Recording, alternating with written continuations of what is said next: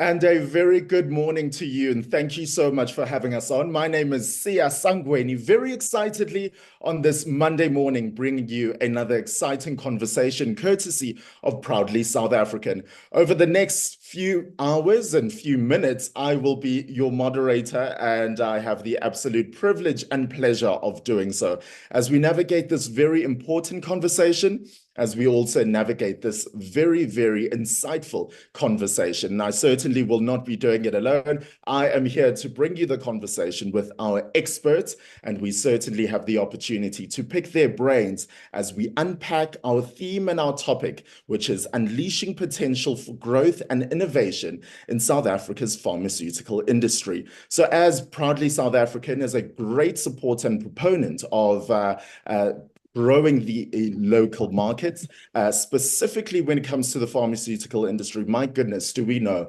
that there might be a lot of regulation? It might be intimidating to some, but there certainly also is a lot of potential. So how best do we tap into that? How best do we grow the industry? And perhaps you're already in the industry and have some questions and some burning topics on your mind. Well, certainly you can engage and interact with our speakers to give you more on that topic. So thank you once again for having us on. We certainly do hope that you can stay with us over the course of the full duration of this morning's session.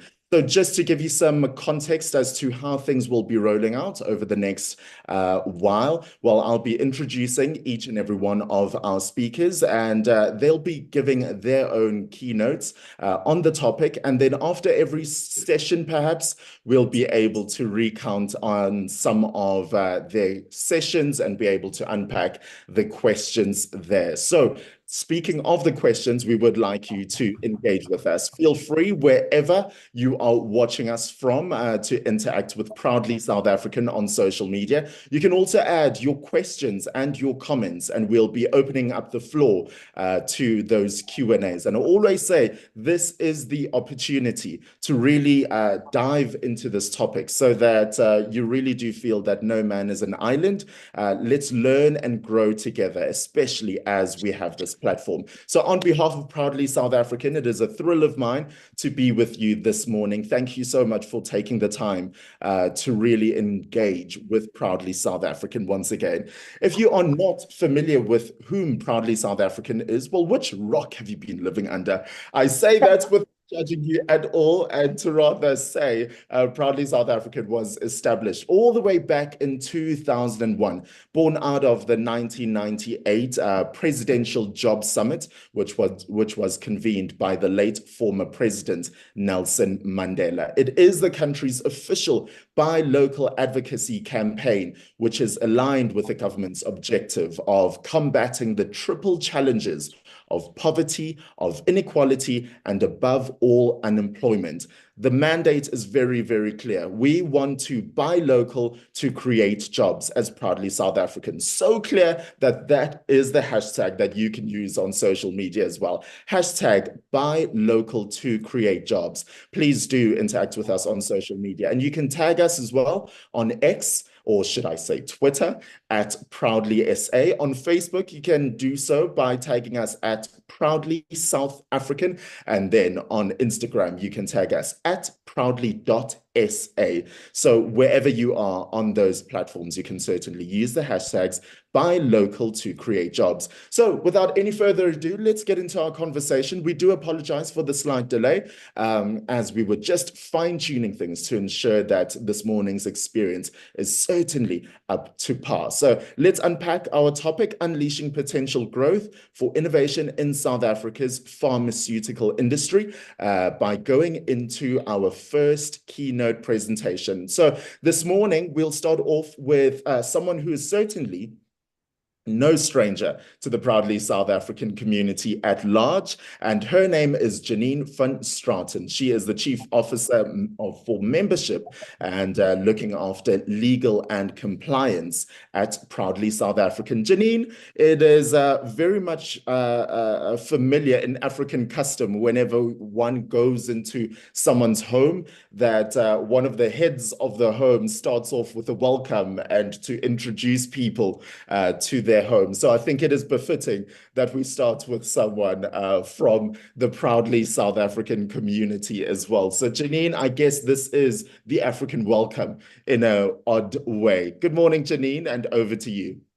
Thank you so much, Sia, and good morning to you and to my fellow panelists and speakers, as well as to everybody joining us.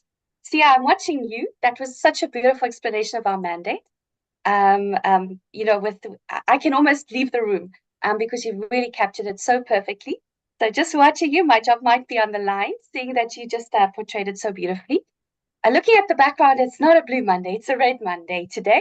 So that's all about passion for localization, and I think it's a beautiful start to a wonderful week. I know the weather certainly is wonderful in Johannesburg, so it really gives me a great pleasure to share with you the mandate about Proudly, the mandate of Proudly SA, also, but specifically looking at what it is that we do that makes us stand out as an organization. So looking at what we have on offer for those players in this pharmaceutical industry.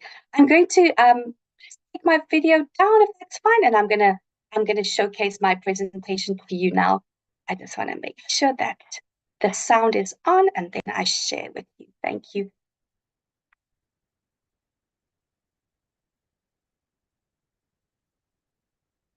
Brilliant. So there's it's no secret that the country is facing a triple challenge, and Sia did allude us to this a little bit earlier. Inequality, unemployment, and poverty. And Proudly SA, I think first and foremost, is here to address the big problem of unemployment in our country.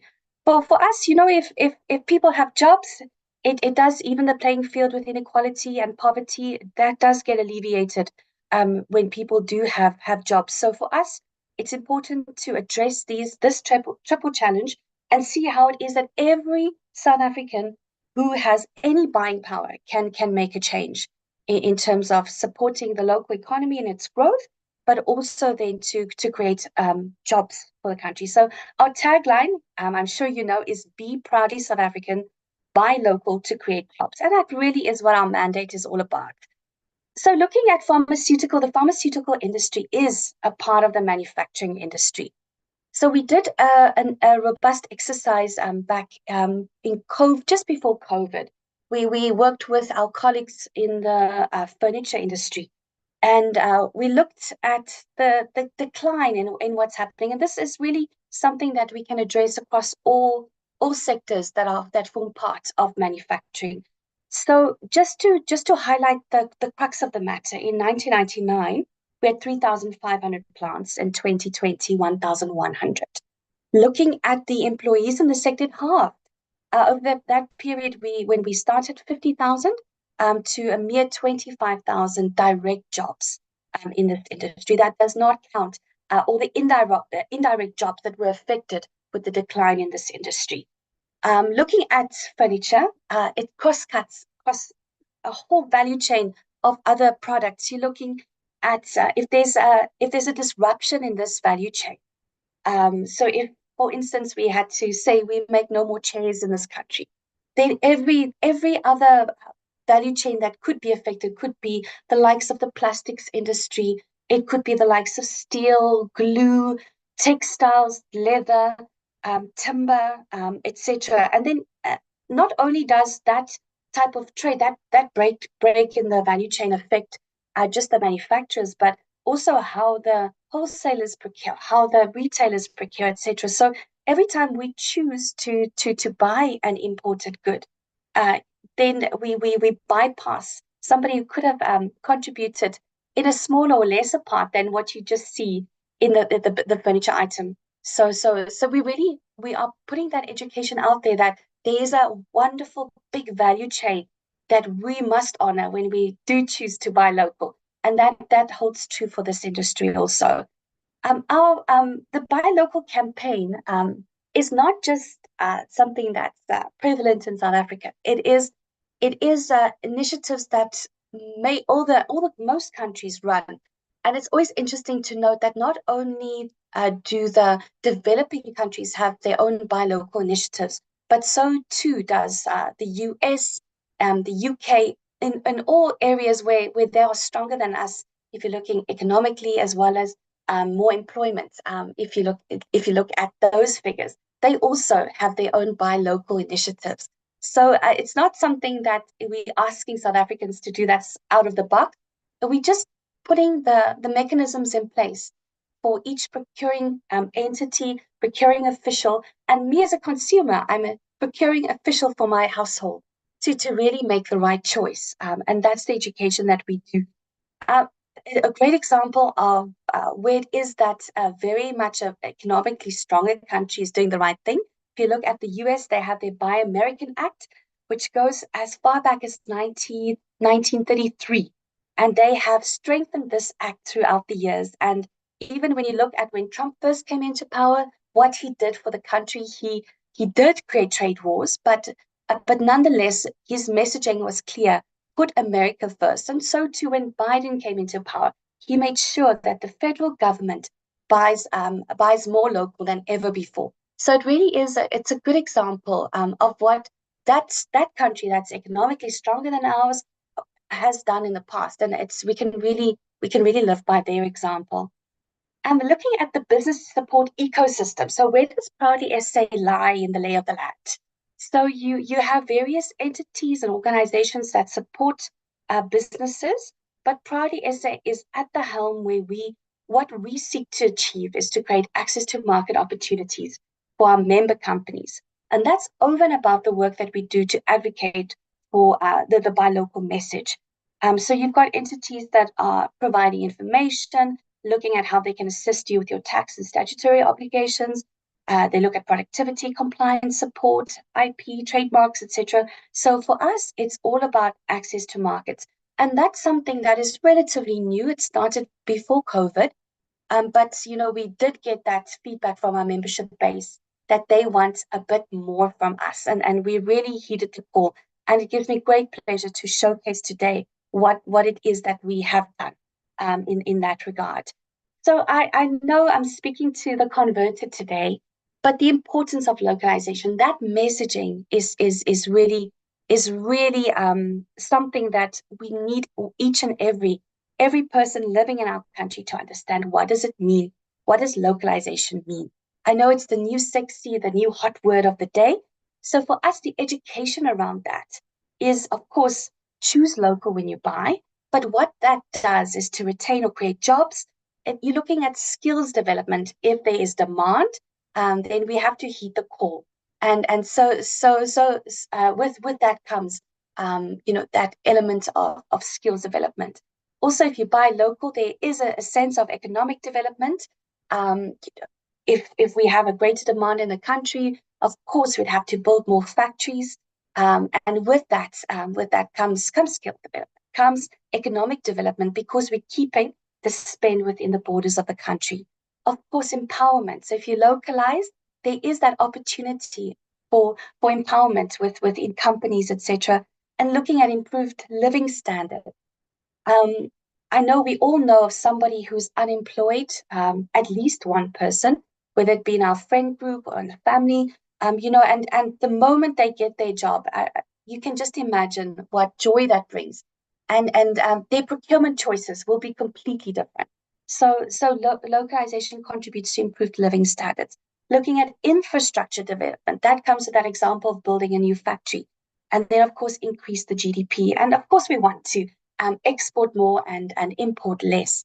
But that messaging of the importance of localization is something that Proudly SA has taken on board, and we've given that education. You'll see us in the media giving interviews, writing a column. Our CEO has a column in the newspapers whereby he highlights the importance of localization and fantastic examples where that is working. So that really is a very important part of the education that we do. So we are talking manufacturing today. So I just wanted to mention that for us, we've done a study with Iraj Abidjan. He's a renowned economist. And we know, as Proudly as say, our members know, our stakeholders know, that it's important to buy local, it's important to localize.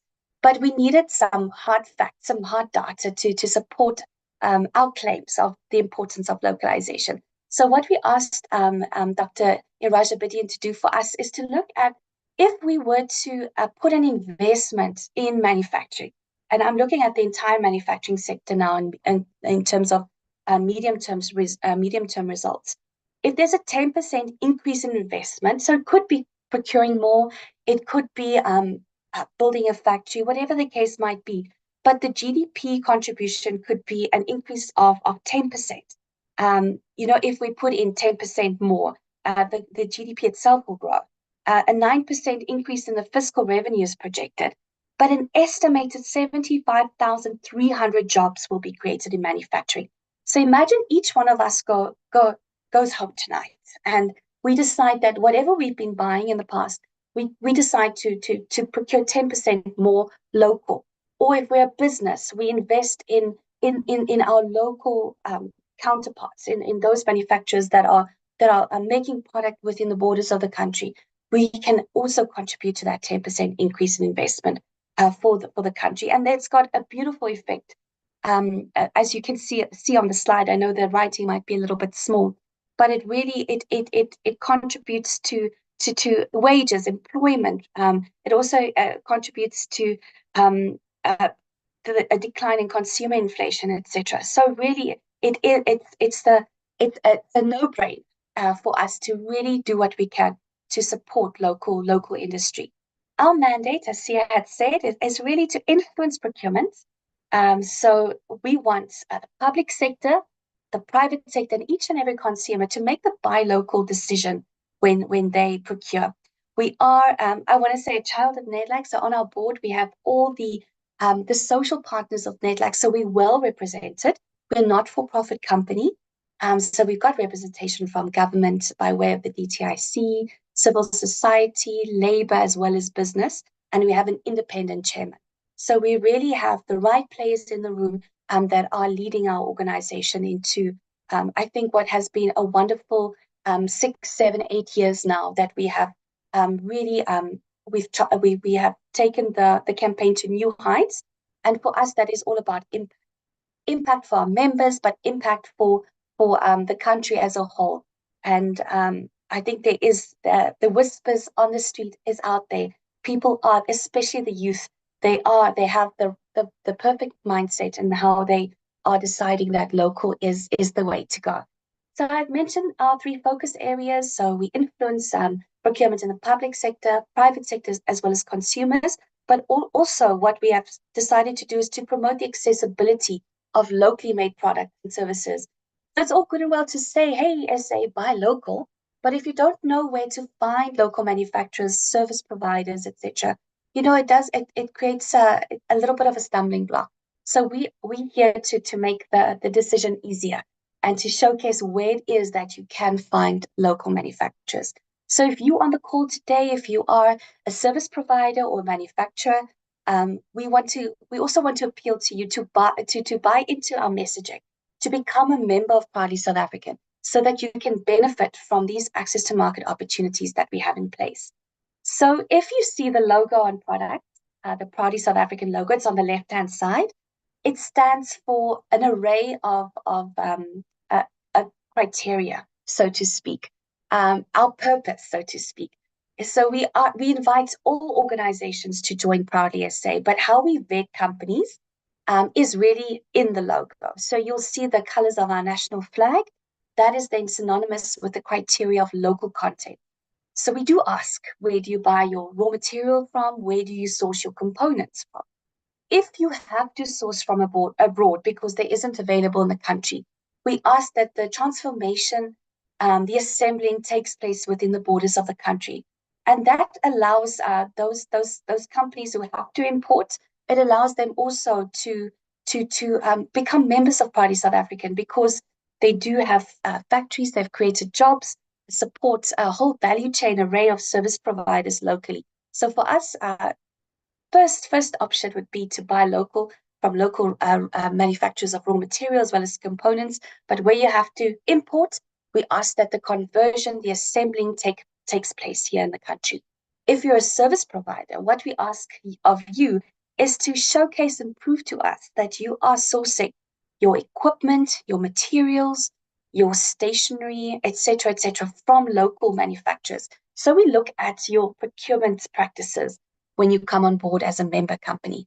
Then we also assess quality. So that tick, that big green tick, it stands for quality. So how we check and vet for quality is we follow the regulator of the industry. So if you are making a face mask for surgical purposes, we request of you your SAPRA license. And so the list is dependent on where you are in that specific industry. We also check for environmental standards for years of business to reduce your carbon footprint as much as possible. If you're manufacturing, for instance, do you have a waste management policy? Do you have an ISO certificate?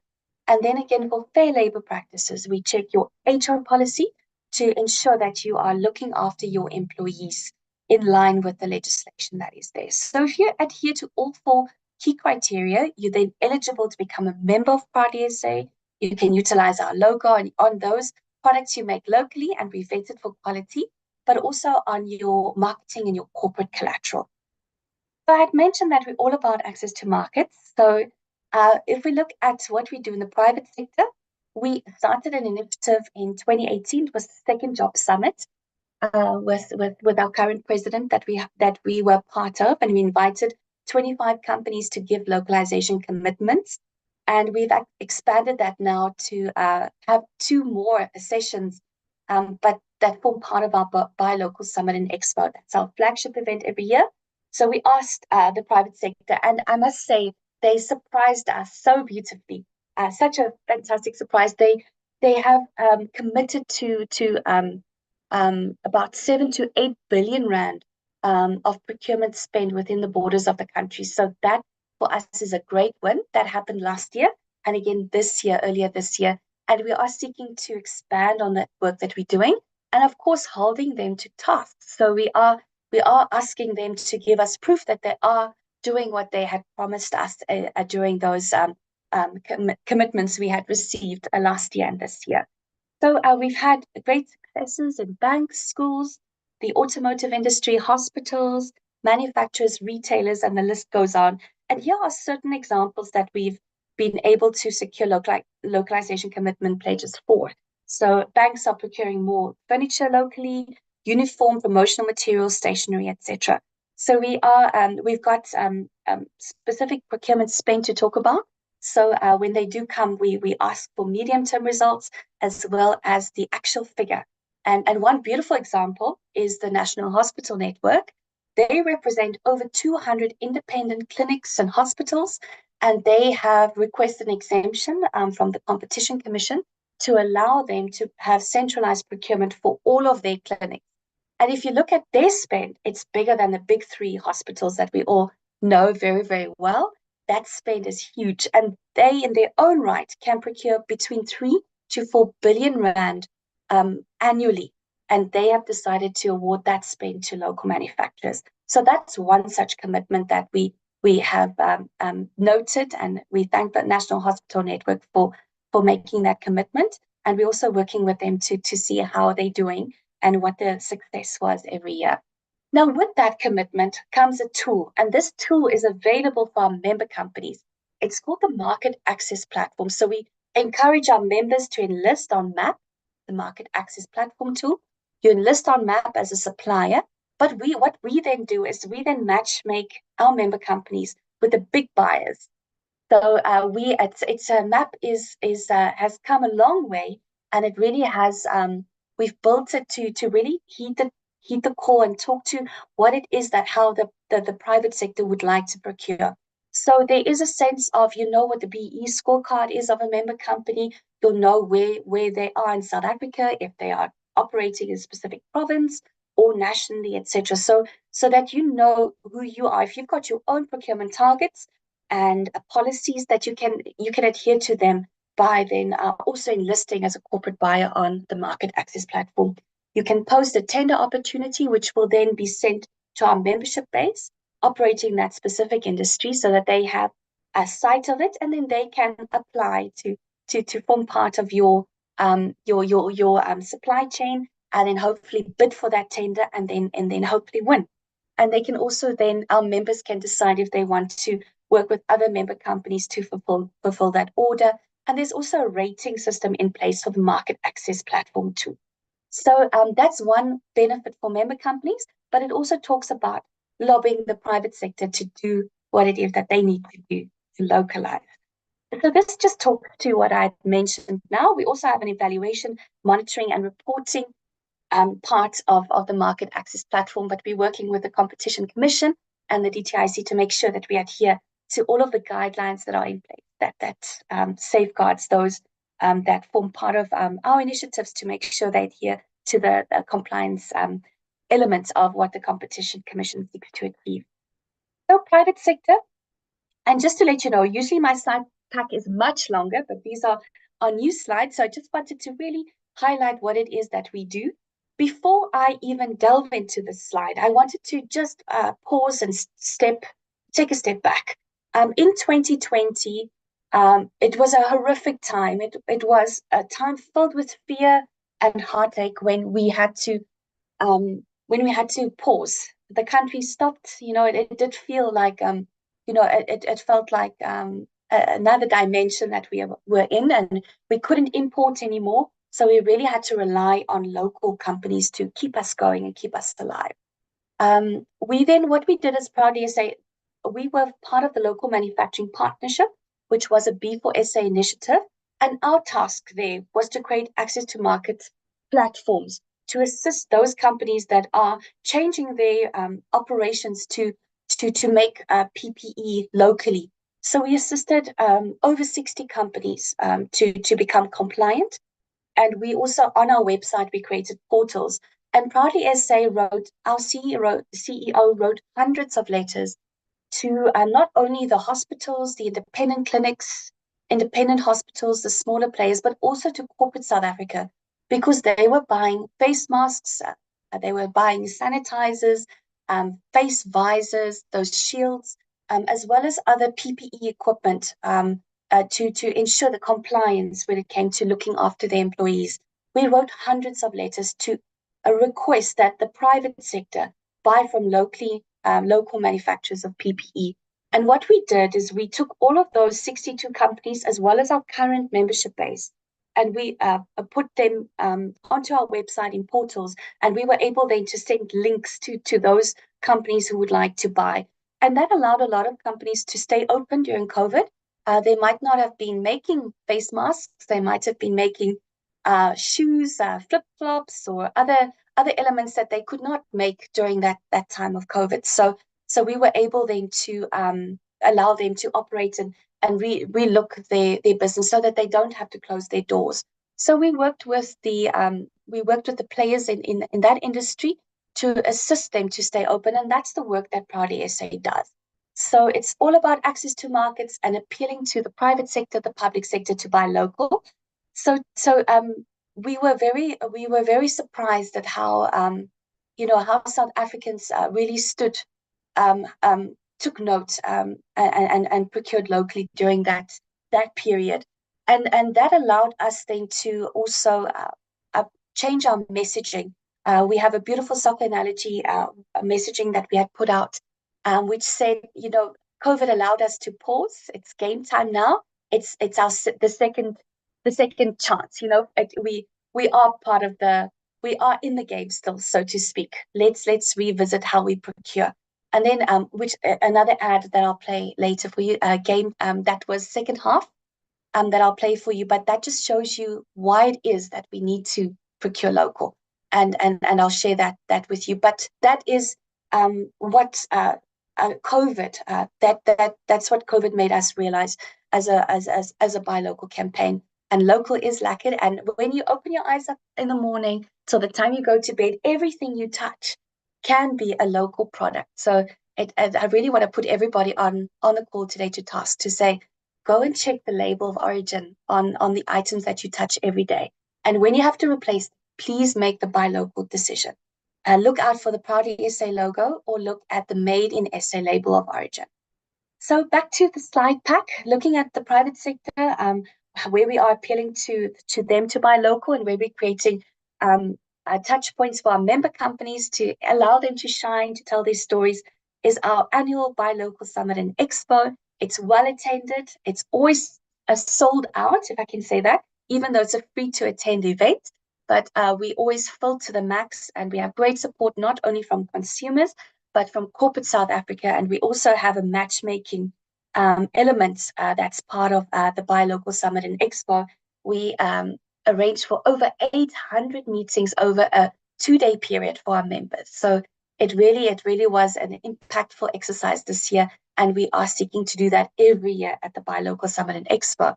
Then we have also e-commerce platforms. So we have our own e-commerce site that will be launching within the next month or two. It's very exciting times for the campaign. But we're also linking into other platforms such as BizMed, a member company of ours, which we're very proud to be associated with them. They're doing amazing work. They sell to hospitals, to doctors, etc. So that e-commerce platform is there. It's got a Proudly SA tab, and we encourage our members in this space, in as much as what they can, appeal to consumers, etc., and advertise their business. I know it's quite there's hectic regulations about that, but over-the-counter medicines, medical devices, etc., that is a site for our member companies to enlist. And then also other sites such as Take a Lot, Loot, and the list goes on. We also have our own market access platform. I made mention of that. We have our local wine expo where our members sell their wine, sell out on their wine every year. So it's something that's growing, and we've got great support from the Restaurant Association and their members, the hospitality sector at large, etc. Then we also buy a space for our members at third-party expos and trade fairs. I had spoken about the localization commitment pledges, and then also our website as well as our e-commerce site, which lists our member companies and allows us to send the details of our members in as much as what our members would like to share to those who are buying.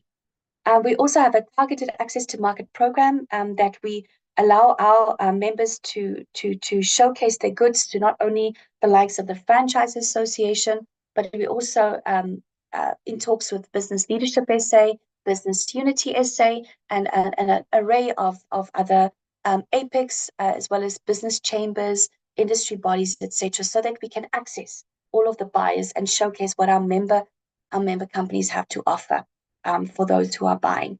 The work we're doing in the public sector, we are integrating with the CSD. So if you want to do business with government, you must be on the central supplier database.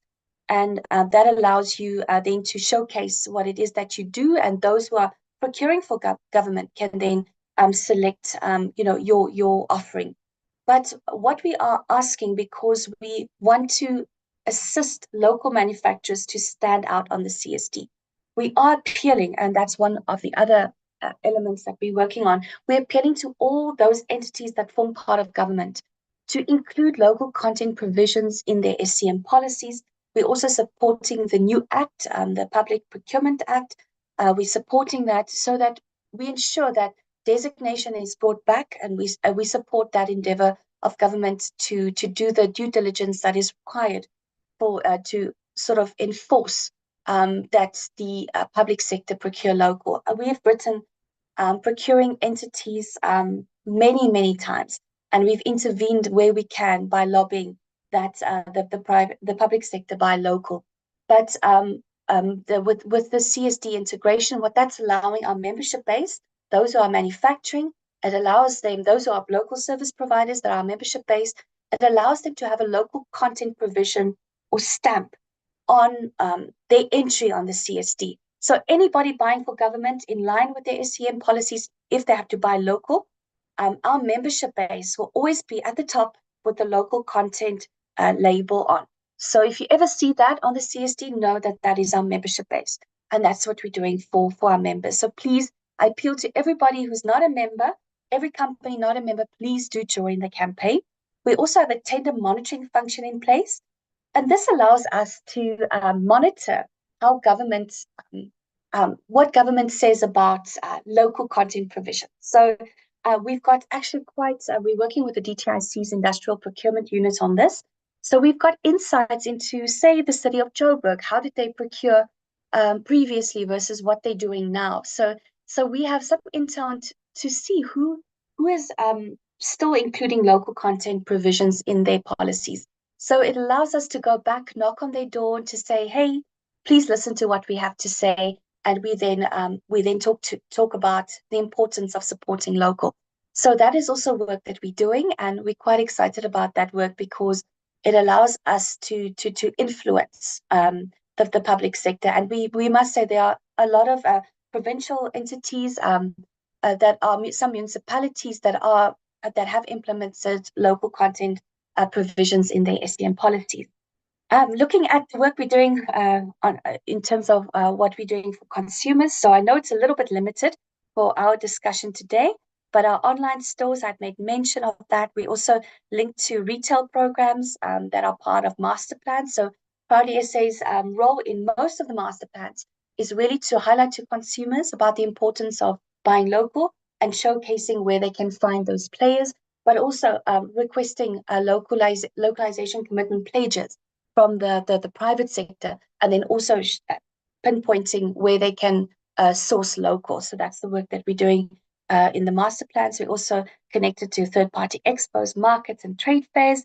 We have social media campaigns. Our PR and comms part of the business is very strong. We also have a robust festive season and back-to-school campaign, as well as Black Friday. And we also have a local fashion police, which is part of the clothing, textile, footwear, and leather sector, and then also our website. So that's the work that we're doing at a very much high level today. But I want to leave you with our second half ad, which I'm sure we'll be seeing on SABC again, as well as MultiChoice. Just to say to South Africa, second half, we have to think about the legacy we are leaving behind for the next generation. So I want to leave you with this ad. There's a voice that is calling, loudly calling, day by day, the voice of the future. When I started my business, all I wanted was to create jobs and a legacy for the next generation, because I see opportunity when others see impossibility. It all started with a thought and then a seed in the garden, which grew into my very own farm that feeds the whole nation daily. Cotton, silk, and a little bit of treasure, I create masterpieces that give South Africans an identity, comfort, and confidence, because when you look good, you feel good. From the factory workers to the warehouse and then over the seas, I want to show the world what proudly South African looks like. It all started with just some ink on paper and inspiration to bring people together. With my furniture, I now help create spaces that are beautiful, comfortable, and authentic to human light and connection. I've always been driven by curiosity. It fueled my dreams to create automobiles that accelerate our nation into greater possibilities and the beauty of the unknown. I was born into a rainbow nation. My life has been full of colors and mixed flavors. And when I started my bakery, I wanted to share that joy with the world and with South Africans in particular. All I ever dreamt of was to be a bird and fly high. And now I have the wings to help others fulfill their dreams of flying high too. But it can only be a dream until you make it a reality. All they need is your faith, your trust, your loyalty, your appreciation. And most importantly, Your support. because supporting local businesses Helps create jobs And secures our future. South Africa, their future is in your hands. So what are you going to do about it? Be proudly South African. Buy local to create jobs.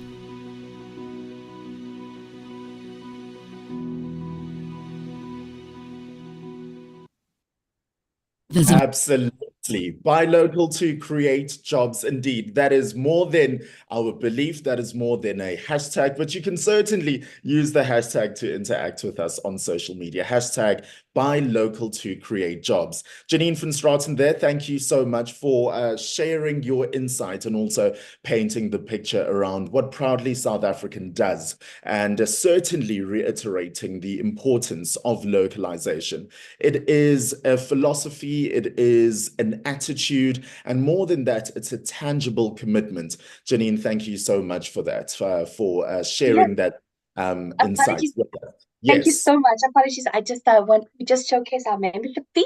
They're Certainly. much less than what they were prior to 2017, and we haven't increased. So if you are turning over 5 million rand or less, your membership fee per annum is 500 rand, and it increases incrementally as your annual sales turnover increases. So our maximum fee is 100,000 rand if you're turning over 100 million rand or more. So it is much more affordable than previously noted, I would say. And there is our QR code if you'd like to join the campaign. Thank you, CI. And failed to mention that I'll just come in after the ad just to mention those two elements. Thank you so much. No, not a problem at all. Thank you so much for making sure that you are ticking all of the boxes. That's the Proudly South African Executive for Strategy and Stakeholder Relations and Legal. That's Janine van Straten. They're also just reiterating the importance of localization and also reinforcing the fact that Proudly South African is a membership-based organization. So we do want to hear from you, and we would like you to be part of the Proudly South African membership group. So visit the website www.proudlysa.co.za for more information. I'm certain Janine is waiting to hear from you and the rest of the team as well, to make sure that localization is more than just a buzzword, but it is something that we enforce and we live as citizens of this great nation to build and move our country forward. I absolutely love, Janine, the way you were able to be so descriptive with your language during your presentation. You said something along the lines of everything we touch in a day can be local. And I think that's something that has certainly already left an indelible mark with me this morning. And I certainly hope it has done the same with you. Everything you touch can be local. Imagine just taking that through the rest of the day and the rest of our lives as we build this commitment to building South African forward. I certainly want to see if we can live up to that. Let me know what your thoughts are. Let me know what your questions are for our speakers as we continue unpacking our conversation this morning with the Proudly South African team. So right now, as we continue the conversation forward, a lot around the pharmaceutical sector can be really strenuous as we try to navigate certain hurdles. There might be very, very obviously so, an understanding the nitty-gritties of the industry. There are a lot of challenges to overcome. So I'm sure you have some questions or you'd like to be enlightened around some pharmaceutical offerings, but also on top of that, how to overcome those regulatory hurdles that might be cumbersome in this industry. Well, our next speaker will be shedding more light around that. And I do implore you, if you have any questions or comments, do share them in our live chat. Do share them with us on our Proudly South African social media handles and pages across X, Instagram, and Facebook, and also making sure that you let us know in our live chat so that we can get to them during our Q&A session at the end of today's webinar. The person who'll be able to enlighten us specifically around offerings and regulatory challenges is someone who is currently the chairperson of the Health Products Association of South Africa. She's been in this role since August of 2017. I say this not at all to be corny, but if I were to read her very colorful CV, we'd certainly be here until the afternoon. So let me not do that.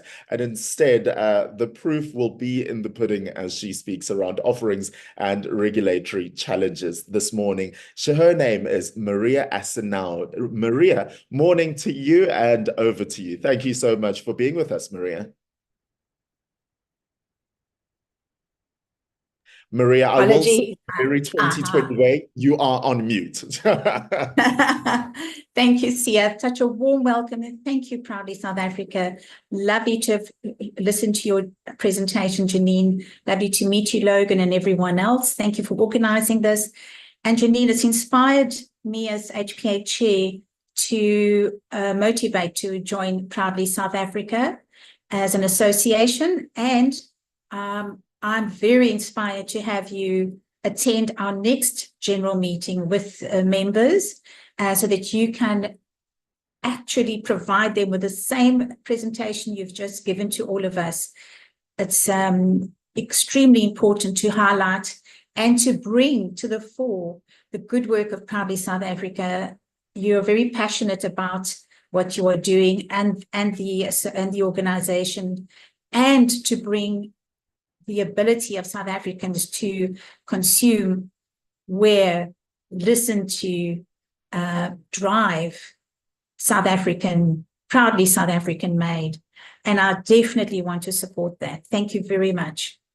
So my presentation today is going to steer away 100% from the pure pharmaceutical industry towards the wellness side of modern life, also towards the nature and nature-based supplementation that has grown exponentially globally and in South Africa, and to embrace as well within this category of wellness, which incorporates preventative healthcare and primary healthcare and taking responsibility for your health, and also to your constitutional right in South Africa to choose a healing modality of your choice.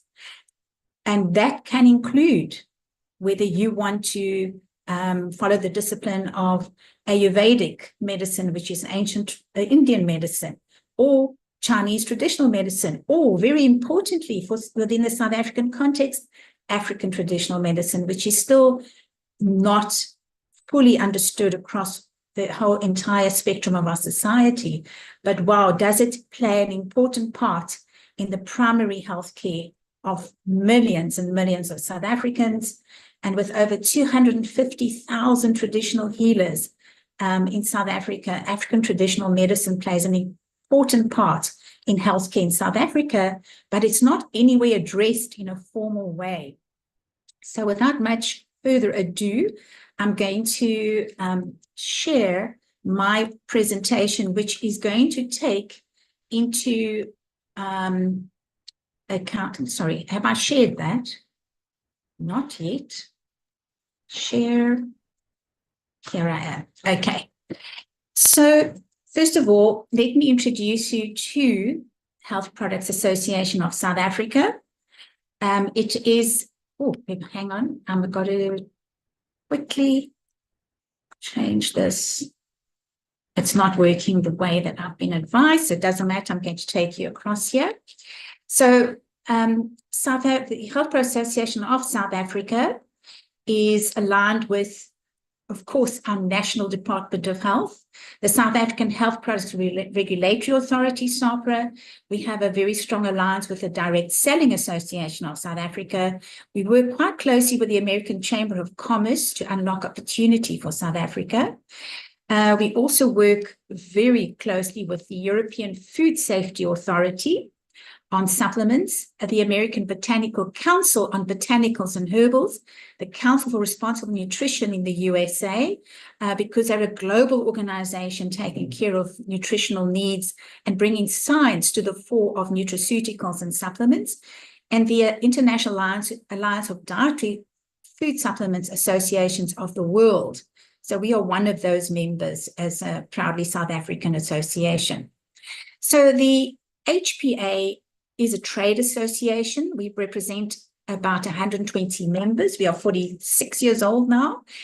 And the members that we represent are primarily companies that have products and play within the complementary and alternative and traditional medicines industry in South Africa. Our members include proudly South African manufacturers marketeers, retailers, and raw material suppliers of CAMS products and substances. Of course, we also represent imported products and those companies associated with importation of such products. We, as I said, are closely associated with the IATSA and CRN organizations, which have huge respect globally and are incredibly supportive of the South African marketplace. And we strive to improve the health and wellness of individuals and our nation. That's what we're about. We're about wellness. So what is complementary medicine? Well, it includes in South Africa, in terms of our law, in terms of the law, the legal definition for a complementary medicine, which came about in August 2017, is that in South Africa, everything is a medicine, including water, if intended for a therapeutic purpose. So because of that, you'll be maybe surprised to find some products here and ingredients that you would be surprised to be classified as a drug. But nevertheless, here it is, aromatherapy, so aromatherapeutic essential oils, Ayurvedic medicine from India, biochemical medicines and salts like tissue salts, Chinese medicine, energy substances, herbal medicine, homeopathic medicine, nutraceuticals, including vitamins and minerals, Sowa Rigpa medicine, which is also Indian, Unani Tib medicine, which is also Indian. And then, unfortunately, African traditional medicines were excluded from the 2017 regulations. And when I say unfortunately, I simply mean that African traditional medicine is the primary healthcare medicine of millions of South Africans, but somehow it's not finding its way into the status and to the policies that would enable it to be a strong force for good health and primary health care and to support the health of the nation alongside Chinese traditional medicine, because Chinese traditional medicine, for example, in China is live alongside allopathic medicine. And the same thing with Ayurvedic medicine in India being part of the national healthcare system. So we still have that not happening in South Africa. And so that's excluded from these regulations. So the reason for the use of complementary medicines and health supplements in South Africa, let me tell you, it's a vibrant industry, and I'm going to show you why shortly. But in general, it is about wellness, prevention rather than cure. And there are many reasons for this. South Africa does not have a national health care system, so we have private medical aid insurance. And what do many people do? It's so expensive to have your private medical aid insurance. So what do? You actually take care of yourself in a better way so that you can reduce medical aid costs and keep your medical aid reserved for real emergencies and serious medical purposes. So because of that, the over-the-counter sector of supplementation has grown exponentially year on year, and it's a very, very important force for wellness, and it's often the first step in primary healthcare, preventative healthcare, and where many wellness enthusiasts go to maintain good health before anything happens. There's therefore an increased responsibility for personal health.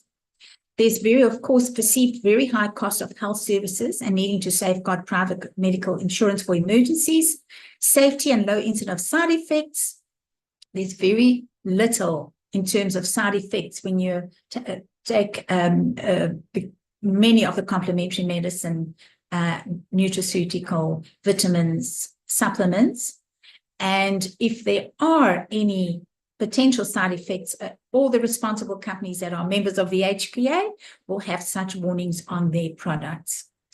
There's, of course, ease of access. You can go to a health shop and find a homeopath that's working there, and they will guide you through your wellness journey, give you some advice on an acute condition that maybe refer you to a doctor or a hospital. rewards by loyalty programs by medical insurance companies such as Discovery to keep you healthy. So it's a very vibrant industry, very important. So in South Africa, complementary medicines and health supplements are category D medicines, and our industry is worth around 8 billion rand, above more than 8 billion rand. But why we can't pin down exactly what the industry is worth is because you have stock fills in South Africa playing very dynamically within this industry. You also have direct selling companies that are selling directly into communities. You have e-tail, which is the online e-commerce industries, and you can't seem to tie up enough information around that. So the kind of information we've relied on is from South African members of the HPA, who are manufacturers and retailers and, of course, marketeers.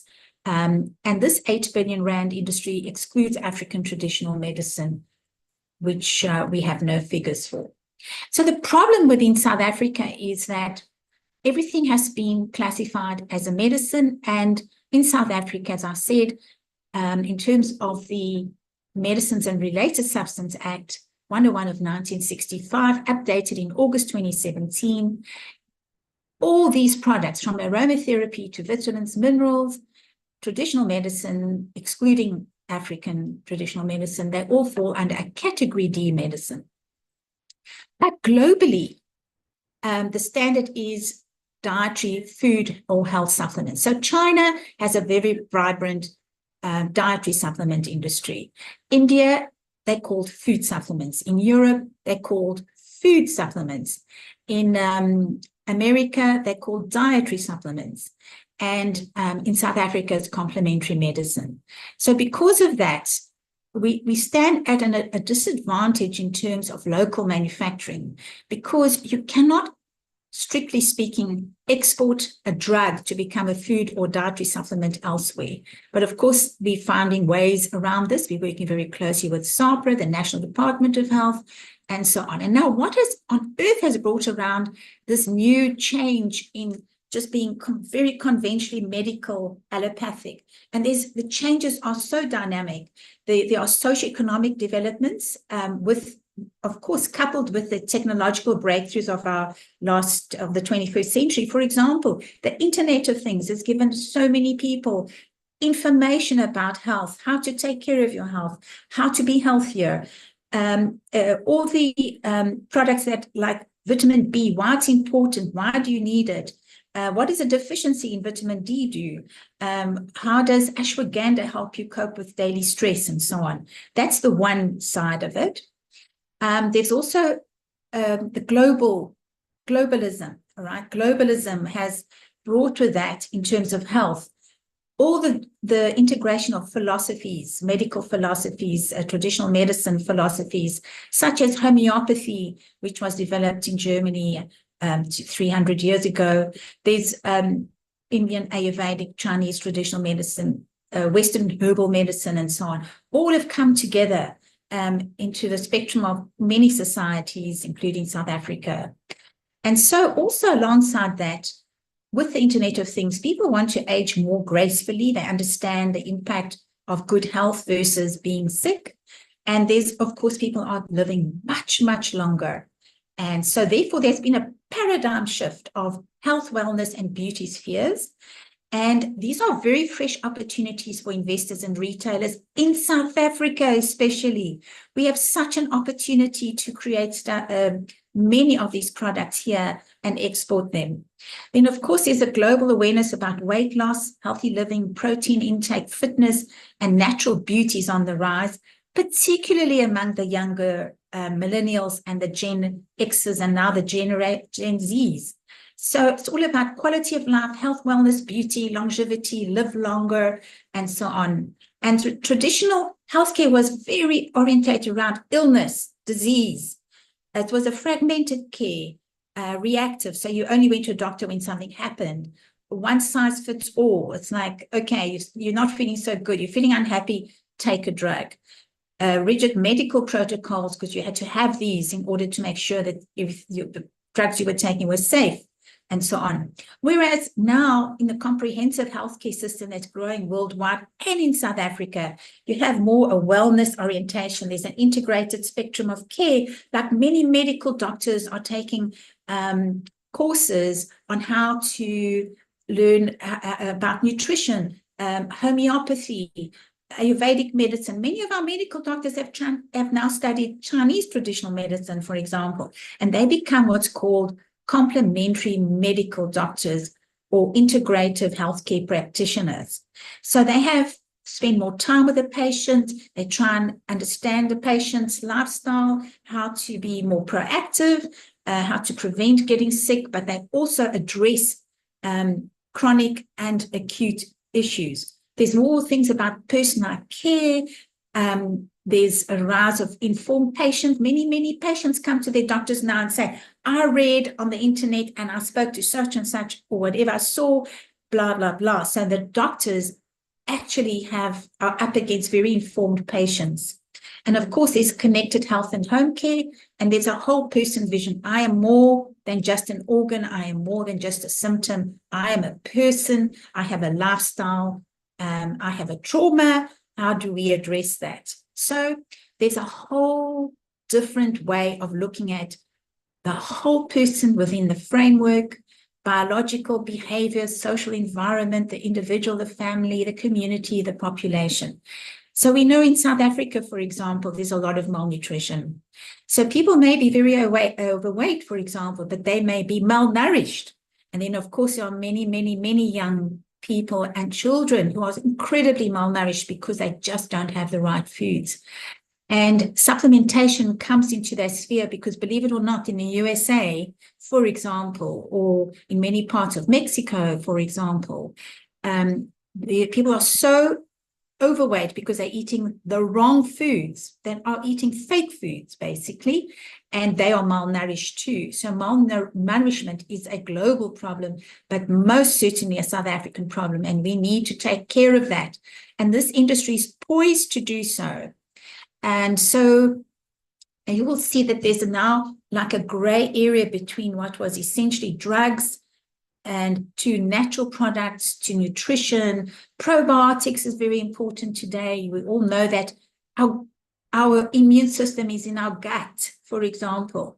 If our digestive system is not working properly, we are going to get sick because we're not absorbing nutrients. Then there's mind and body practices like mindfulness, psychotherapy, mindful eating, breathing, yoga, Tai Chi, art, music, dance. Dance and art and music are such important components of good health. So, as I said before, in Europe, in America, in the Northern America, Canada, in South America, Mexico, Costa Rica, Chile, Paraguay, in China, in India, these products fall within the definition of dietary supplements or food supplements, and they include vitamins, minerals, amino acids, foodstuffs, herbs, roots, oils, animal extracts, etc., including homeopathic medicine. So today, our diets are not as healthy as they used to be because for example, our soil is not as healthy as it used to be because farmers don't let their land rest for a year before they replant. And also there's so many other pollutants that affect our soil because of acid rain and so on. So we definitely are needing to supplement more, and nutritional supplementation can help us be well, healthy, live longer, and reduce healthcare costs. So now there's this new pyramid. So you'll see at the very peak of the pyramid is your drugs. Then you have over-the-counter within even the allopathic medical center, more and more over-the-counter products. If you get the sniffles, then you'll take Barocca C or so. It's become very well known. Then you have what we call complementary medicine in South Africa, but globally it's dietary supplements. Then you have food fortification, and then you have nutrition. So this is the new way to look at things. And dietary supplements are neither drugs nor conventional foods. They're intended to supplement foods in providing added nutrients and improve well-being. And this is not happening in South Africa. We're being classified as a drug. So the term nutraceutical combines two words, nutrient, which is nourishing food, and pharmaceutical, which is a medical drug. It was coined the first time all the way back in 1989 by Stephen de Felice. And nutraceuticals is a broad umbrella term that's used to describe any product that derived from food sources with extra health benefits, in addition to the basic nutritional value of food. And and functional food, for example, is what we now, it was coined in Japan in the 1980s. And really what it is it's how you, it's a simple definition for processed foods having disease-preventing or health-promoting benefits. Basically, for example, if you have a breakfast cereal and you add to that vitamin B, vitamin D, or a botanical of a herb of some sort, then that becomes a functional food. It means it's going to be a breakfast cereal, but it's also going to give you extra vitamins and minerals. So now you have conventional foods, then you have functional foods, which are foods that are enhanced with nutraceuticals. Then you have pure vitamins and supplements. Then you have food for medical purposes, and then you have medicines and drugs. So you can see in the center there how everything is merging together, and that's why there's a complexity. What is a functional food? What is a vitamin and a supplement? And what are foods for medical purposes? And what are drugs? So what I want to show you is the opportunity. So the opportunity is that globally, this entire market, whether it's in China, India, Indonesia, Philippines, or Europe, or the US, or South America, it's expanding. And basically, this entire market is currently valued at $177.50 billion US dollars. And in 2023, that's this year, and it's projected to grow at a compounded annual growth rate of 9.1% from 2024 to 2030. And in South Africa, it's worth 8 billion rand. What's very important about the South African market, I want to explain here, is that the 8 billion rand, as I qualified earlier, does not include products that are sold through stokvels or spaza shops or e-commerce or even direct selling. So it could be much bigger than that. But we have to talk facts and figures, and that's what I can give you. And so, as I said before, there's growing consumer confidence propelling the growth of this industry. There are increased prevalence of lifestyle-related disease. There's an increased older generation living much longer. So there's a very, very important growth factor that includes South Africa, because when we work with our global partners and when we have all the information from the global side, which includes Indonesia and many of the, what one would term third world countries, this is still a very vibrant sector. And as an HPA, we are very comprehensively engaged with SAHPRA. So there's an opportunity in terms of the size of the market globally. The market size is set to grow. The global dietary supplement manufacturers there are about 8,000 companies producing 71,000 products. We have the opportunity to be a vibrant force in South Africa, for Africa, and for the world. So this is just a snapshot of showing you how vitamins, botanicals, minerals, enzymes, probiotics, prebiotics is just on a growth phase right through to the next 10 years. Homeopathy. In South Africa, we have Natura homeopathic laboratories and Weleda pharmacies as an example, where homeopathic products are produced, and they are very low cost, very effective component of the wellness journey, but also for acute and chronic conditions as supportive. You know, this is why integrative healthcare, it's part of integrative healthcare. And the market size is not as big as the dietary supplement side, but it's certainly growing. It's set to grow by almost 18% over the next 10 years. There are international players like Boron, Nelson's, Doliso's, Schwaber Group, and in South Africa, we have Natura. So it's a dynamic industry, part of our national healthcare, but outside of policies made by South African National Department of Health. So we have the split is vitamins and minerals, sports nutrition. Of course, you all know somebody, could be your child, could be your partner, could be your father, could be your husband, yourself, where you're all somehow looking at sports nutrition and weight management.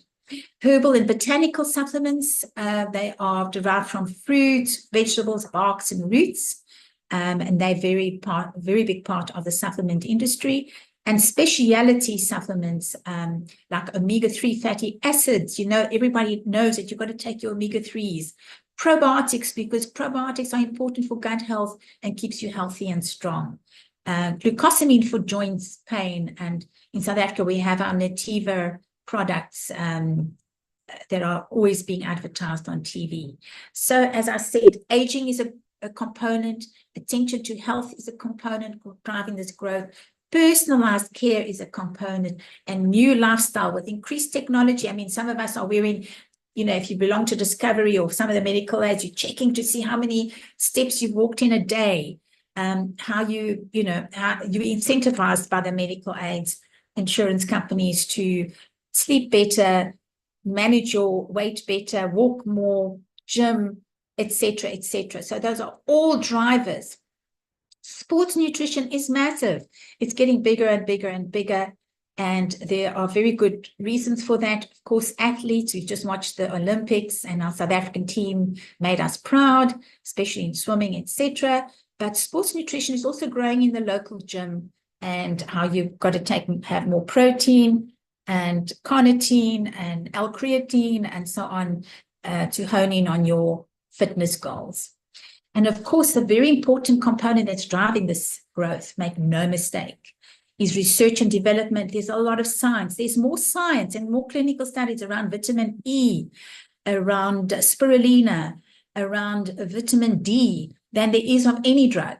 So the science is coming through to the fore.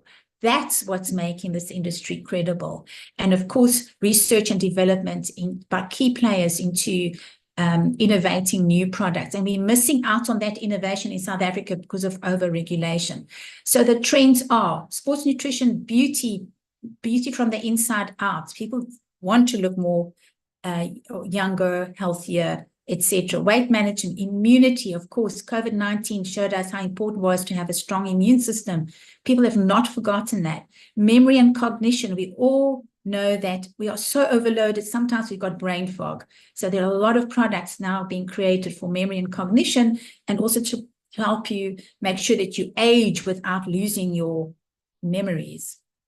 New supplement categories, growing number of vegan, a lot of vegan people around and wanting very specific vegan-free products and so on. And pet supplements are a big, big thing.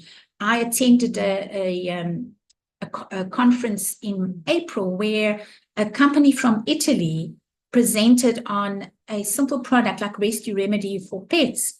And she explained that in Italy, a population of 48 million, that there are 16 million pets, dogs, cats, in Italy, and it's a very vibrant market. People are wanting to take care of their pets and also give them supplementation. These are some of the big global players. Some of them you might know, like GSK, Herbalife, Amway, and so on, that play in this category of what is called a dietary supplement or food supplement globally. In South Africa, we have some dynamic companies, Metagenics, Amway, of course, from the US, but have set up a business. They employ people here.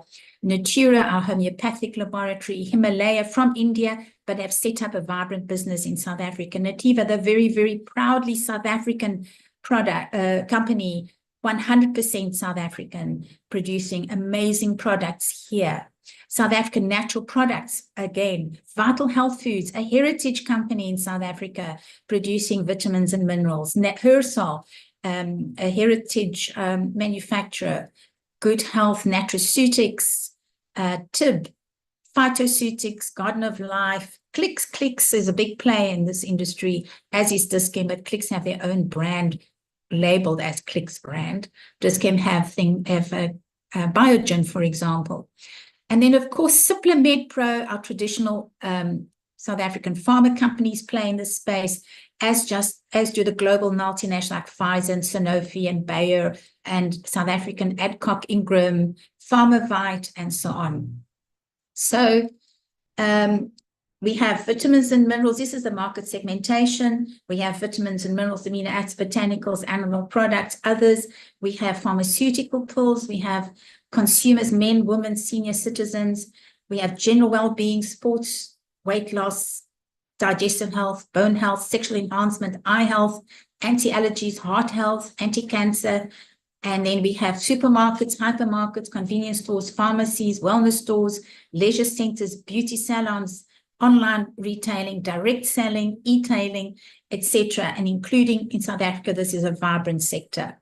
But in South Africa, we have 60 million people, or maybe we have 65 million people. We don't know exactly all the time, but certainly only about 5 million people of those 65 million people have access to this industry in terms of preventative and wellness healthcare in this finished supplementation format. That's why African traditional medicine is so important, but the opportunity still is, how do we correct malnutrition in South Africa? How do we bring that to the majority of our population? And how do we become a strong force for exports out of South Africa? So I'm just going to skip all this. I wanted to go through to because I see for some reason I have some repeat slides. So a very interesting insight provided by the Council for Responsible Nutrition in the USA, which looks at global stats. They found that 79% of users or people who will consume or buy the product is 79% female, but also 74% male. 70% of adults, 18-34, 81% of adults, 35-54, 79% of adults, 55 plus, 81% of adults employed full-time, 77% of adults employed part-time, 68% of adults without employment, 76% of retired adults, and 81% of adults who are married. It's very interesting insight because there's a cycle of malnutrition in the elderly as well, but there's a cycle of malnutrition in young people. There's a cycle of malnutrition in people who are eating the wrong fake foods. People are not able to have access to healthy foods all the time. So we have a very dynamic environment in which to play. Malnutrition in the first place, I stand by that. Preventative healthcare, keeping your medical aid insurance down, making sure that you're going to age gracefully with your memory, and so on. But then, of course, obesity, cardiovascular disease, diabetes is huge, and it's huge in South Africa with many, many undiagnosed people. And I still say that we have a vibrant opportunity here. Alongside that, the global women health and beauty supplement is very big and continue to grow. And there's a rising incidence of hormonal imbalances as a consequence of pure dietary habits, the presence of a large woman population suffering from menstrual disorders, increased stress levels, obesity, mental health issues, alcohol consumption are all driving the factors for market growth. I'm going to leave this. What's very important to understand, there are some things that shine through very strongly, like fish oils, glucosamine, garlic, protein, folic acid, vitamin B, calcium, and magnesium. Those are very big sectors. And then there's also now a merge between what's for pharmaceutical, what's a cosmetic for personal care, and what's nutrition. And that's why there's now a term called nutracosmeceutical. So we're becoming even more complicated. Not only do we now have vitamin D classified as complementary medicine category D in South Africa. But what about our cosmetic industry playing in this sector? And how far are we from a pharmaceutical, and how close are we to a food? That's why it's so complicated. And then there are, in terms of South Africa, and it's a global issue, why are vitamin deficiencies so prevalent? Well, they are because of the food chain, because of poverty, socioeconomic problems. Even if you are wealthy and you're giving your children the wrong food, your children are going to be deficient. So premature infants and pediatric patients, there's the A, C, D, E, K, Bs. Liver disease. When you have liver disease, you are deficient in many vitamins. Chronic alcoholism, you need more vitamins. And there's a reason why your body's not working properly. Even after surgery, what do you need? Critical illness, trauma. You need a lot of vitamins to help you cope mentally with trauma. Long-term parental nutrition, like how are you looking after your children? Are you giving them fresh food and vegetables and fruit? We are so blessed in South Africa to have so much fresh food. We've got to look at that. Chronic kidney disease. So some of these deficiencies lead to chronic kidney disease. C, D, K, and Bs. Cancer. Cancer is a discussion all of its own, but we certainly know that vitamin C, B3, B9 is important. So that's what I wanted to talk about now. As I said to you before, in South Africa, the Medicines Act and the August 2017 regulations have excluded African traditional medicine, but included everything else. And we as an HPA, we support appropriate regulations for complementary medicines and health supplements in line with international norms and trends. And we are promoting and motivating and saying, please, National Department of Health and SAPA, we need a separate and appropriate regulatory system in South Africa for CAMs and health supplements with an appropriate fast-track screening system for registration or listing, as they do in many parts of the world. So we do not support health supplements being regulated as medicines. We do not support misleading and irresponsible advertising. And we do not support manufacturers and marketers of products that do not take safety, efficacy, and quality seriously.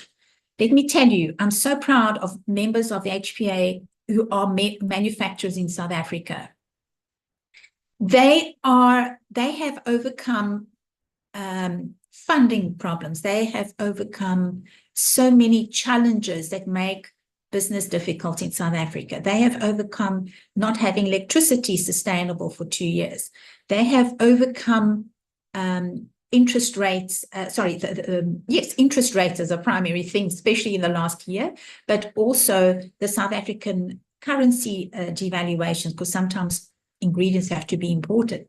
I'm so proud of them and what they've done, and that's why I will bring Proudly South Africa to our next industry meeting so that you can make a dynamic presentation.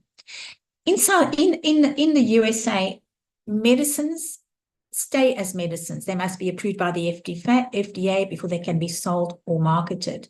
However, supplements do not require this approval.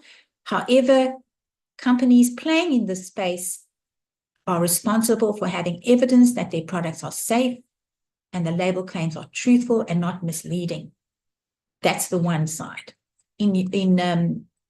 They are protected by a Dietary Supplements Health and Education Act, DSHEA, of 1994, which enables them to be sold without undergoing formal FDA approval.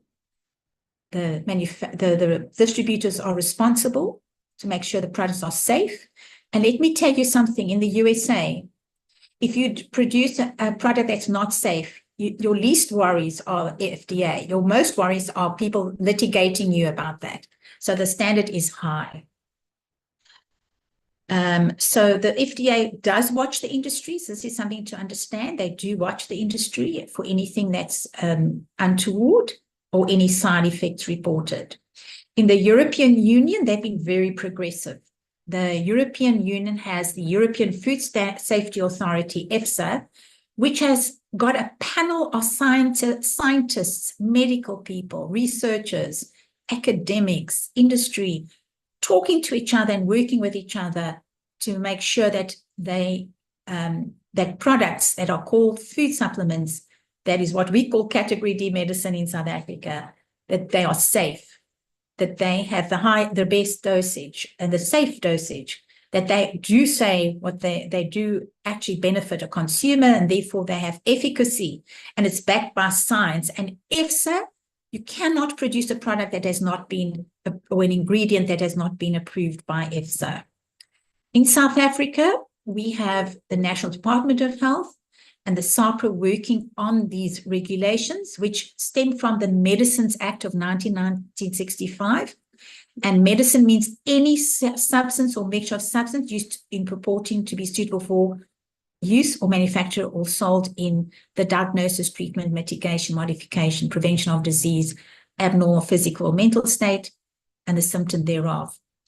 What it really means is if you make a claim around a product, whether it's water, it becomes a medicine because you're making a claim. And the reason for the 1965 Act was the thalidomide scare. Many, many years ago, in 1965, there was a drug that was put on the market, and it was called thalidomide, and it caused terrible birth defects.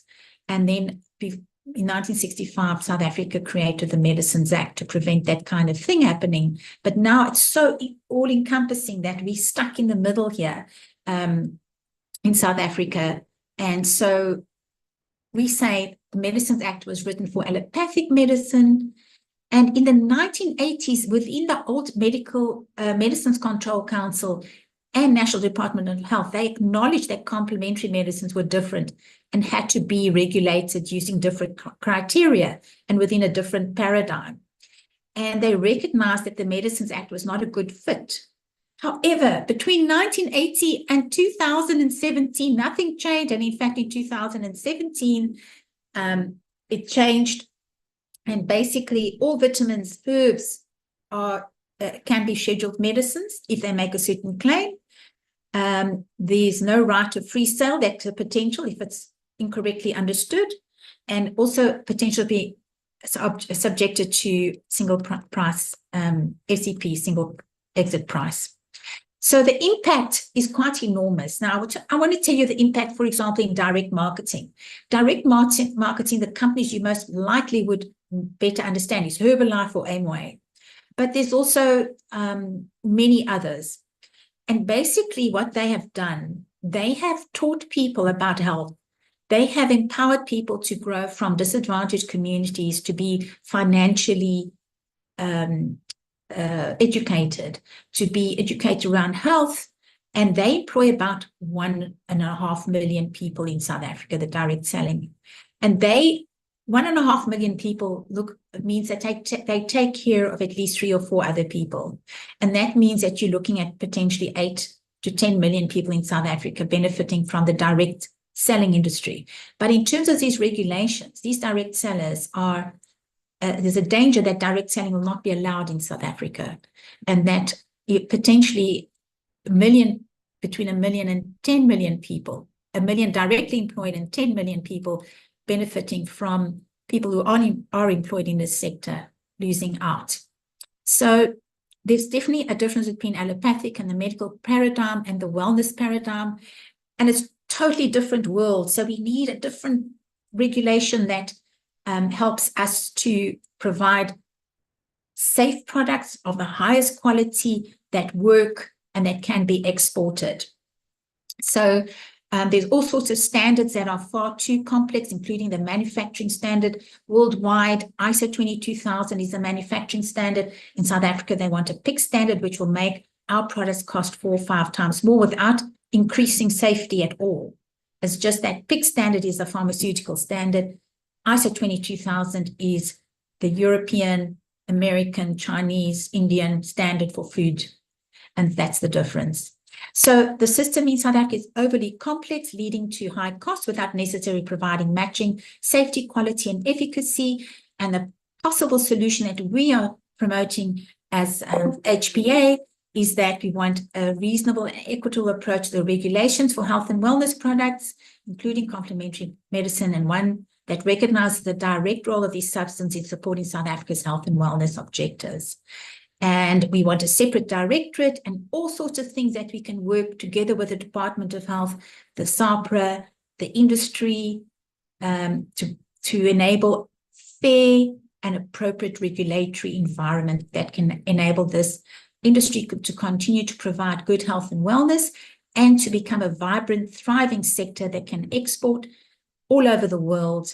And so we have the solutions. We actually genuinely have the solutions. We have done thousands of hours of work on a system called the listing system. We have dosage levels, safety levels. We've got botanical names, what herbs are safe, what herbs are not supposed to be used, and so on. We have a volume of information to share with SAHPRA. So we continue to work towards a sustainable system that is workable in developing and implementing a framework that best serves health and wellness products in South Africa, one that addresses all the risks and concerns of the National Department of Health, government health policies, and of course, the South African consumer, which absolutely includes all of you. So thank you very, very much for listening to me today. I really appreciated this time. And I think you can understand that there is an opportunity. There are some challenges. We're going to iron those out together. We are definitely committed to doing so. And we look forward to, in a few years, when all the regulatory thing gets out of the way, to having an industry that benefits the malnourished in South Africa, that brings along with it to thrive the disadvantaged, previously disadvantaged, but also the people that are disadvantaged in terms of being ill and not well, and also that our manufacturing sector is able to export globally. Thank you very, very much. Maria, thank you so much for that insight and for painting a picture around what can be a very, very complex topic and a complex industry. Thank you so much for unpacking that. I'm sure there are so many questions from that, and we do implore you to share those questions with us, and Maria will gladly, whether it is on this platform or at a later stage, be able to engage with you. And so you can do that, of course, by using our official hashtag for today and for the overall Proudly South African clarion call, which is hashtag buy local to create jobs. And you can also visit www.proudlysa.co.za for more information. You can also tag us on X, formerly known as Twitter, @ProudlySA. On Instagram, we are @proudly.sa. And on Facebook, we are Proudly South African. So Maria, once again, a big, big thank you to you for spending this morning with us. Maria is the chairperson of the Health Products Association of South Africa. She was chatting in general around some pharmaceutical offerings and also some regulatory challenges as we continue our conversation this morning. If this is your first time tuning in, well, you are just in luck. We aren't officially wrapping up just yet as we continue our conversation this morning around unleashing potential for growth and innovation in South Africa's pharmaceutical industry. If you are joining right now, I don't want to give you too much FOMO, as the cool kids say, but you have missed out on some stellar speakers and some great insights. So we do implore you to stick around, though, as we make our way to our final speaker. I do have to say, for those of us who have been here this morning thus far, were you able to be inspired just as I was during Maria's conversation? Because yes, there might have been a lot of challenges, as we no doubt understand, but I also saw a lot of potential and growth when we are chatting around a pharmaceutical industry that is valued at around 8 billion rands and counting. And that's also just excluding some traditional African medicine. You know, that means as much as there are challenges, there are great growth opportunities. So Maria, once again, thank you so much for painting a very colorful picture around a lot of opportunities and giving us this inclusive and holistic view of the pharmaceutical industry and a lot of innovation as well, hopefully, that we can see in the South African sense as well, whether we explore more vegan products, whether we even explore more pet products. I didn't even know there was such information available. But I do have to say, when you started chatting around market segmentation, my age got the better of me. I thought, yeah, maybe I do need some eyesight health supplements or something for my back at this point. But Maria, you are absolutely stellar. As we move on now to our final speaker, he may be the last, but he's certainly not the least, who'll be looking at the African Compass trading offerings and what they represent in the industry. Someone who's able to give us some on-the-ground and practical tips and insight around the pharmaceutical industry. I'm very, very chuffed to introduce our next speaker. He is the Chief Operating Officer of African Compass Trading. His name is Logan Naidu, who established his company in the year 2010 and has over 35 years experience in the pharmaceutical industry, where his career started way back as a machine operator to his incredible position now. I'm certain he's another person who we want to pick the brain of. So, Mr. Logan Naidu, good morning, and thank you so much for joining our conversation. Over to you. And Logan, you are on mute. As I said, we're keeping that 2010 phrase in full swing this morning. Hi, can you hear me now? There we go. Perfectly. Over to you, sir. Good morning to you guys. Thank you for the invite. And I would like to share my humble beginnings, and seeing that we are trying to promote proudly South African and buy local, which is very, very important in this young democratic country of ours. Like you say, our company is called African Compass Trading. I built the machines. I started from the ground, and it was a long, long walk to freedom, if I may say that. But the strangest thing is, during the COVID period, major, or should I say, big corporate companies, pharmaceutical companies like Aspen Pharmaceuticals, they tend to import most of their glassware from overseas companies, and yet it is made locally. And if we are trying to promote local is lekker, if I may say, or proudly South African, I think the big corporate companies need to come to the party, because the small business people cannot make it on their own. And it was a struggle for me to get finances, and it was a struggle for me to get out there in the market, because pharmaceutical companies monopolize the market. Okay, so if I have to say that in order for me to grow, to create more employment, and in order for other companies to start up manufacturing pharmaceutical glassware, we need the financing. And we are doing quite well at the moment, and we supply quite a few mines, companies, laboratories, pathology laboratories, and we are doing fine. But I must stress that trying to get into government departments, I've tried to get into government departments like NHLS for the past 5 years, very, very difficult inroads there. And I must say it's challenging. And during the COVID period, we did well. We supplied the Department of Health with a lot of products. And yeah, proudly South African, I'd say is a good footprint. It's a good starting point. And we should all start to be more conscious about buying local. Yes, we get imported products from overseas at a cheaper rate, but the quality is not so good. And in order for us to create employment, local employment, what I do is I try not to import products that can be manufactured in this country. So I've created engineering companies, I've consulted with them, and they have manufactured molds for me so we can manufacture local. Unfortunately, the other raw materials that are used to manufacture the pharmaceutical and the laboratory glassware, we have to import it. It's not manufactured in South Africa, neither is it manufactured in Africa. So we have to import the raw material, but we have the machines to turn it into finished products and make it a proudly South African product.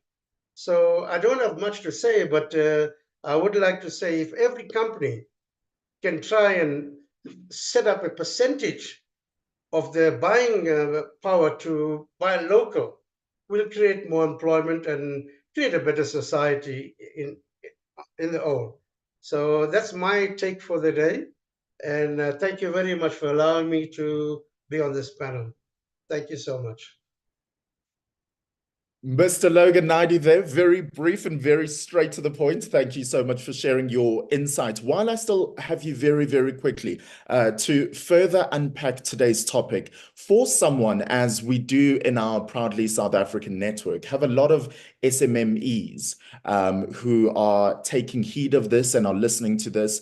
If someone is a small business currently listening and watching, and they want to do more work in the pharmaceutical space, someone might look at it as very challenging. Someone might look at it as very intimidating. Can you offer some words of advice as someone who's very experienced, be it practical or just something inspirational that you can share with someone who's starting their journey in the pharmaceutical industry? What would you have to say to them about pursuing and moving forward in this industry? You know, you have to have the passion for it. And if you have the passion and the drive for it, find people that are in the industry that have experience. If you find people that are in the industry, they will be open to share their experiences with you. You know, it's very good to, I empower a lot of people in my journey. And there are a few people that know me well that I have started their businesses for them, you know, and if it's about finding somebody where you can get the information that you're looking for. And most importantly is have the passion. If you fall, get up, dust yourself. If you fall again after doing that, get up, dust yourself, be passionate about it. At the end of the day, you see, we all have, like you say, we all have to leave a legacy behind. It's not what we take with us, because we take nothing with us, but it's important to leave behind for those that we're leaving behind, for them to have something that they can use for themselves, make it possible for the next generation. Thank you so much for that, sir. And then we are very proudly South African, excuse the pun. When it comes to the pharmaceutical industry, though, in the South African context, how do we fare in comparison to the global markets? And perhaps are there trends when you look globally that we haven't started practically implementing in South Africa? What are some of the things that perhaps we can be looking at globally and starting to implement in South Africa, in your opinion? You see, major pharmaceutical companies need to create the platform where local businesses can manufacture the products that they are using. For example, like I am in the glassware sector. Okay, it's big, it's massive. And most of the pharmaceutical companies, they're buying from Germany, they're buying from India, they're buying from China, and those are the products that can be manufactured in South Africa.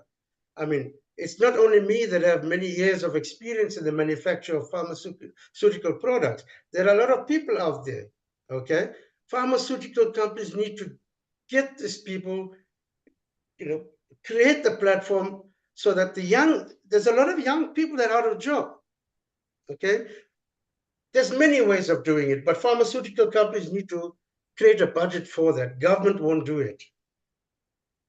Absolutely. So I hear you on that, and I thank you for your comments around that. Lastly, in wrapping up with you, Mr. Logan, so you mentioned the importance of quality. I think sometimes that is an unfortunate connotation that follows local products, that people think that something can be locally made, but the quality is not of a great standard. Can you speak about the importance of, as much as we work and we create locally, but we also need to retain and also elevate a quality product? You know, when it comes to quality, passion, relationship, and seriousness is very important. Okay, and if you put that three together and you manufacture a quality product, you will have the best relationship with your customers. Quality is key. Lots of people say, let's make it cheaper and have a higher profit margin. But you don't sustain in business for long. That's what I would say. If you have the passion for what you're doing, you put your whole heart in it, you create relationships, and you need to be proud. You need to be proud of the product that you manufacture. Fantastic stuff. Well, Mr. Logan Nadi, you're certainly speaking our language, I say, speaking on behalf of Proudly South African. You mentioned being proud, you mentioned relationships, and that is exactly what Proudly South African is all about. As we do run this as a membership-based organization, we want people and businesses and organizations and stakeholders alike to be part of our network so that we can create and collaborate and innovate. So certainly, if you are watching and listening to this and are not part of the Proudly South African organization, do not waste any more time. Please do visit the website www.proudlysa.co.za to gain more information and to join the organization so that you can work alongside others in learning, in collaborating, and in moving our economy forward. As we do say, hashtag buy local to create jobs. So visit our website, www.proudlysa.co.za for more information. You can also communicate with us on our various social media platforms at ProudlySA on X, formerly known as Twitter. You can also tag us on Instagram at proudly.sa, and you can tag us on Facebook at Proudly South African. So, Mr. Logan Nadi, thank you so much for sharing your thoughts and your insights as we wrap this morning's conversation up. We absolutely appreciate your time that you spent with us. That is Logan Naidu, the Chief Operating Officer of African Compass Trading. As we wrap up, I'd also like to get our final thoughts from our other speakers. Maria, I see you are still on the line, and thank you so much for being with us. Still, that's the chairperson of the Health Products Association of South Africa. Maria, your final remarks for this morning. What would you like to leave our audience with today? I want to say that South Africans have incredible resilience and a true spirit of can do in the face of adversity. And we have an opportunity to take the wellness sector of the pharmaceutical industry, because we fall within that sector in terms of regulation. We have the opportunity to bring good health and wellness to all South Africans, but also to become a dynamic player globally and to be truly exceptional in terms of our quality, our efficacy, and our ability to create local business, supporting local enterprises within a moderate regulatory environment that will enable that, and that we can come together as a business forum to address malnutrition in South Africa. How can we do that, and how can we uplift all South Africans to their highest potential? And to do so, being committed to be proudly South African, to be passionate about South Africa, and to truly bring joy to the nation of South Africa. Thank you. Absolutely. Thank you, Maria. Thank you once again for that. And then wrapping things up from a word and a perspective of Proudly South African, Janine van Straten, over to you. What would you like to leave our audience with this morning? Thank you, Sia, for the opportunity. Just to say, for those businesses that are not yet members of Proudly SA, please join. It's you can contact us at www. On our website, proudlysa.co.za, as well as email info@proudlysa.co.za. And just to request to join, and then for those on the line, if you have any say in how your business procures, please always look out for the Proudly SA logo, or make sure that you always choose the Made in SA label of origin. And please keep up the passion and always be cognizant of really what your procurement decision can mean for the country as well as our employment. Thank you so much, Sia. Absolutely. Thank you. It will certainly be easy to keep up that energy and the attitude to buy local, to create jobs because of you and the likes of you, and really, really spearheading this incredible clarion call to all of us, regardless of what sector we're in, regardless of what part we play in the South Africa landscape. We can certainly buy local to create jobs. So I really do appreciate all of your insights this morning in sharing your views, your thoughts on this morning's topic as we unleashed the potential for growth and innovation in South Africa's pharmaceutical industry. I certainly hope you have found a nugget or two or three that you can use and be inspired by this morning from our conversation. It is certainly understanding that the pharmaceutical industry, as it stands right now in the South African context, stands at a very pivotal moment. And I certainly walk away this morning feeling inspired and feeling informed around the fact that there may be challenges, but that also means a lot of incredible possibilities and potentials for each and every one of us as we are able to enhance healthcare growth, and we are also able to enhance security and boost economic growth in general. What have been your highlights from this morning's conversation? What have been your standout lessons that you are taking with you? Please do interact with us on social media and share that with us by, of course, using the hashtag #BuyLocal to create jobs. And you can also tag us at ProudlySA on X. You can also tag us at proudly.sa on Instagram, and also Proudly South African on Facebook. I do thank each and every one of you for being with us this morning. We absolutely appreciate your interest and your engagement with Proudly South African. I would also like to thank our speakers this morning for sharing their insights. And I did say to get the opportunity to pick their brain has been absolutely stellar. And until we meet again, on behalf of the Proudly South African team, I do not mean to gild the lily, but I will say thank you, thank you, thank you. My name is Sia Sangweni, and until next time, see ya.